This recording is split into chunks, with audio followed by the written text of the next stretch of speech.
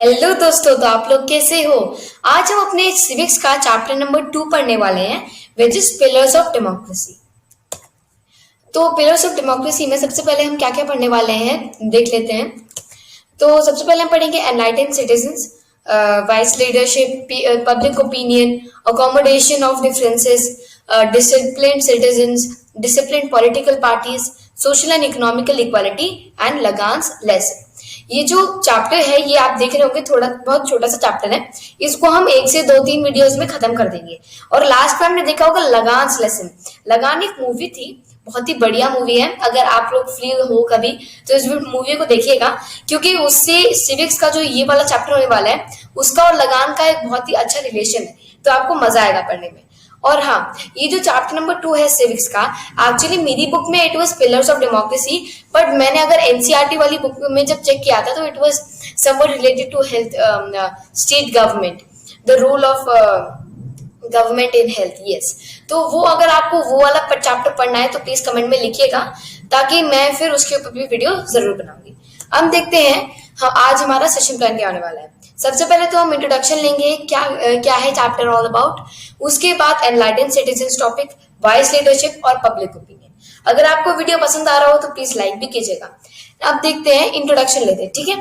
अब हमने क्या देखा अभी अपने लास्ट उसमें भी हमने चैप्टर में देखा था, लेकिन हाँ वैसे भी हम देखते हैं कि डेमोक्रेसी है, it is one of the best, no not one of the, I correct my sentence, best form of government, the only best form of government. तो now we'll be studying about it in detail, about which are the factors, which are the phenomenal, the culprit behind all this best form of government. What are those features which make it superior to all other forms of government? इसको जो लोकतंत्र है उसको वो बाकी तरह की सरकारों से ज्यादा बड़ा क्यों होता है। सो उसके आज हम फीचर्स पढ़ेंगे, वो चैप्टर हम पढ़ने वाले हैं। और ये जो फीचर्स हैं, अगर इनको अच्छे से इन सब, ये they are basically the essential conditions, अगर हम इन सबको फॉलो करते हैं तो democracy will really be the best form of government. Okay, अब स्टार्ट करते हैं। सबसे पहला टॉपिक है एनलाइटेंड सिटीजंस। अब सही चॉइसेस लेने के लिए और सही राइट डिसीजन पे आने के लिए हर एक सिटीजन को एनलाइटेंड होना चाहिए। एनलाइटेंड मतलब वेल इन्फॉर्म्ड, नॉलेजेबल होना चाहिए और सोशली रिस्पॉन्सिबल होना चाहिए। अब आपके दिमाग में आएगा कि एनलाइटेंड सिटीजन का मतलब ये है क्या कि देश में सारे लोगों को एमबीबीएस करना चाहिए, सब लोग आईआईटी के लोग होने चाहिए, किसी ने एम्स में जा सकता है, कोई एमआईटी ग्रेजुएट होना चाहिए। अरे ऐसा कुछ नहीं। एनलाइटेंड सिटीजन मीन्स कि आपको पॉलिटिकल नॉलेज होनी चाहिए कि आजकल की पॉलिटिकल स्थिति क्या है। दैट मीन्स आपको अपनी कम्युनिटी, अपने socially you should be acknowledged, ठीक है, not acknowledged, you should be informed, well informed about the current situation. और it does not mean कि आपको कोई भी यूनिवर्सिटी डिग्री की जरूरत है, it only means कि आप पॉलिटिकल अवेयरनेस रखिए, ठीक है। नेक्स्ट देखते हैं, नेक्स्ट है पॉलिटिकल जो एनलाइटेंड सिटीजंस होते हैं। अब देखिए, जिन लोगों को पूरे पता है, पॉलिटिकल अवेयर लोग हैं, वो लोग अच्छे से परफॉर्मेंस जज कर लेंगे गवर्नमेंट का। दूसरा, वो सही चॉइसेस लेंगे, अपने रिप्रेजेंटेटिव को सही तरीके से चुनेंगे, और उनके जो मेरिट्स हैं और डीमेरिट्स, उनके जो गुण हैं और अवगुण हैं, उनको वो क्या कहते हैं देख सकेंगे, उनको वो इवेल्युएट कर सकेंगे और उसके बाद सही चॉइस ले सकेंगे। सबसे इंपॉर्टेंट पॉइंट, आप देख रहे होंगे, आप आजकल की दुनिया में देख ही रहे होंगे कि जब जैसे इलेक्शंस होते हैं, वैसे जितने भी कैंडिडेट्स होते हैं वो मतलब फॉल्स दिलासा देते हैं, फॉल्स आपको बहुत ज्यादा प्लीज करते हैं कि नहीं हम आपके लिए सब कुछ करेंगे, हम लोग, मैं जानता हूं कि आप लोगों के लिए ये सब बहुत इंपॉर्टेंट है, हम आपके लिए सब कुछ करेंगे। ये सब 90% ऑफ द केसेस में ये सब नाटक होता है। उसके बाद जैसे गवर्नमेंट आती है तो फिर वो सब कुछ नहीं होता है। तो दीज एनलाइटेंड सिटीजंस, अगर जो जनता है वो एनलाइटेंड रहेगी, उनको पॉलिटिकल अवेयरनेस रहेगा, तो वो इन झांसों में नहीं पड़ेंगे, पहली बात। दूसरी बात कि ये इनको इवेल्युएट कर पाएंगे कौन सही बोल रहा है और कौन किस हद तक हमें धोखा देगा या कौन किस हद तक हमें मदद करेगा।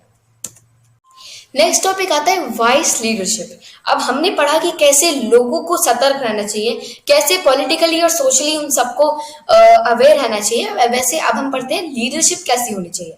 अब हम लोग जो है वो पॉलिटिकल लीडर्स को, कैंडिडेट्स को इलेक्ट करते हैं ताकि वो हम लोगों को रिप्रेजेंट करें लेजिस्लेचर में, हम लोगों की बातें, हमारे जो ओपिनियन है उसको वो सामने रखें। अब जो है इलेक्शंस आप सब जानते हैं कि बहुत इंपॉर्टेंट पार्ट है डेमोक्रेसी का, उसी से सब कुछ, डेमोक्रेसी उसी से चलती है। अब डिफरेंट पॉलिटिकल पार्टीज जो है वो कंटेस्ट करती है इलेक्शंस, क्या कहते हैं, अपने अपने कैंडिडेट्स के लिए, ताकि कैंडिडेट्स जो है वो मतलब वो जीते और जो भी हो। तो नेक्स्ट है कि पार्टी लीडर जो है वो क्या करते हैं, जो वोटिंग के समय में ही सबको मतलब बोलते हैं कि हम आपको जागरूक कर रहे हैं, दे इनलाइट देम, उसी समय में वो सारी जितनी प्रॉब्लम्स है उसको देखो, जो पहले रहता है, जैसे मान लीजिए जो अभी पहले चीफ मिनिस्टर था या जो भी था, जब वो है अगर उसको फिर से बनना है तो दैट्स वाई तो at the time of elections approaching वो जितने काम पेंडिंग थे वो सबको खटखट कंप्लीट करता है, ताकि जो पीपल है उनके दिमाग में रहे कि हाँ जी ये तो हमारा काम कर रहा है, ये बहुत अच्छा व्यक्ति है, हम इसी को वोट देंगे। और जिसको करना है, जिसको जिसको अब बनना है, अब वो चाहता है कि मैं बनूं अब, तो वो उसी समय जो पूरे पीपल को, सारे लोगों को एनलाइटन करता है कि देखिए ये इश्यूज हैं, हम इन सब इश्यूज को ऐसे सॉल्व करेंगे, आप हमारा साथ देंगे तो हम ऊपर आएंगे। तो ऐसा होता है। लेकिन एंड उसी समय में बहुत सारी इलेक्शन कैंपेन्स होती हैं जिसमें बहुत सारी पब्लिक मीटिंग्स होती है, जिससे जो भी लोग थे उन सबको पब्लिक मीन से जागरूक किया जाता है कि कैसे आप डिसीजन लो और किसको वोट करना चाहिए, मतलब बेसिक न्यूट्रल वे में समझाते हैं। तो इससे क्या होता है कि हम लोग को आसानी हो जाती है कि हमें किसे चूज करना है, इवेल्युएशन में मदद आ जाता है। उसके बाद जब इलेक्शंस ओवर हो जाते हैं, जिसको मेजोरिटी वोट्स मिलता है वो जीत जाता है, वो कैंडिडेट जो है वो रिप्रेजेंट करता है, वो अब क्या कहते हैं सीट ले लेते हैं, वो इलेक्ट हो जाता है। लेकिन अगर मान लीजिए अगर हुआ क्या कि मेजोरिटी किसी को नहीं मिली, तो एक कॉलिएशन होता है, कॉलिएशन हुआ क्या कहते हैं गठबंधन, महागठबंधन, समथिंग लाइक दैट, ठीक है। तो जब मतलब सबको इक्वल वोट्स मिले या कम वोट्स मिले, किसी को मेजोरिटी नहीं मिला, तो कॉलिएशन होता है, मतलब महागठबंधन या फिर गठबंधन होता है। नेक्स्ट देखते हैं वाइस लीडरशिप। आप देखिए अब जब वोटर्स जब एनलाइटन हो गए तो वो तो उसी लीडर को लीड करेंगे जो एफिशिएंट है और कमिटेड है। और अगर मान लीजिए ऐसे, अगर सोचिए अगर ऐसे बुद्धिमान सिटीजन्स रहे जिन्होंने सही लीडर को इलेक्ट किया और सही लीडर अच्छे से गवर्नमेंट को चलाता है, तो सोचिए कितना प्रोग्रेस हो जाएगा कंट्री में। एग्जैक्टली ट्रूली डेमोक्रेटिक कंट्री इसी को कहते हैं, जिसमें लीडर वाइज हो और एनलाइटेंड सिटीजन्स भी वाइज हो, ताकि वो भी पब्लिक ओपिनियन अच्छा दें और लीडर भी उनके अकॉर्डिंग ही काम करे। दोनों का जब सही मतलब बैलेंस्ड रहेगा तभी एक बहुत ही बढ़िया डेमोक्रेसी बन पाएगी। नेक्स्ट देखते हैं पब्लिक ओपिनियन। पब्लिक ओपिनियन बहुत इंपॉर्टेंट रोल प्ले करता है डेमोक्रेसी में। अब हम लोगों का जो राइट है, जो हमें राइट मिला हुआ है कि हम लोग अपना पब्लिक ओपिनियन एक्सप्रेस करते हैं, और हमें ये भी राइट है कि हम उसको अच्छे से अपना जो पब्लिक ओपिनियन है, हमारा जो प्रस्ताव है उसे गवर्नमेंट के सामने ला पाए। नेक्स्ट है कि कोई भी डेमोक्रेटिक गवर्नमेंट पब्लिक ओपिनियन को इग्नोर नहीं कर सकती। अगर वो ऐसा कहती है तो फिर नेक्स्ट इलेक्शन में पब्लिक उसको हरा देगी और उसे वोट नहीं देगी। नेक्स्ट, अब देखिए, अब आपके दिमाग में आएगा ये पब्लिक ओपिनियन क्या होता है। पब्लिक ओपिनियन होता है कि हम लोगों की जो विशेष है किसी पर्टिकुलर इशू या फिर प्रॉब्लम पे हम लोगों ने प्रस्ताव भेजा, हमने अपना ओपिनियन भेजा कि नहीं हम लोगों के हिसाब से ऐसा होना चाहिए, हम लोगों के हिसाब से ऐसा होना चाहिए, समथिंग लाइक दैट। और जब लोग जो है अगर एनलाइटेंड सिटीजन्स है वाइस लीडर के द्वारा लीड करे जाए तो एक अच्छा पब्लिक ओपिनियन बनता है जिससे कंट्री अच्छे से चलती है। और बहुत सारे जो पॉलिटिकल पार्टीज है, मास मीडिया है, ये सब हम लोगों को एक अच्छा पब्लिक ओपिनियन प्लान करने में, फॉर्मुलेट करने में मदद करते हैं। और अगर ये एजेंसीज अच्छे से काम करें, selflessly they work for the country, तो एक अच्छा पब्लिक ओपिनियन फॉर्मुलेट हो सकता है, एक अच्छा पब्लिक ओपिनियन प्लान हो सकता है, जिससे हमारी डेमोक्रेसी और भी ज्यादा प्रोग्रेस करेगी और जितना भी अच्छा हमारी कंट्री के लिए हो सकता है उतना होगा। That's all for today. Thank you so much for watching. अगर आपको वीडियो पसंद आया तो प्लीज लाइक कीजिएगा।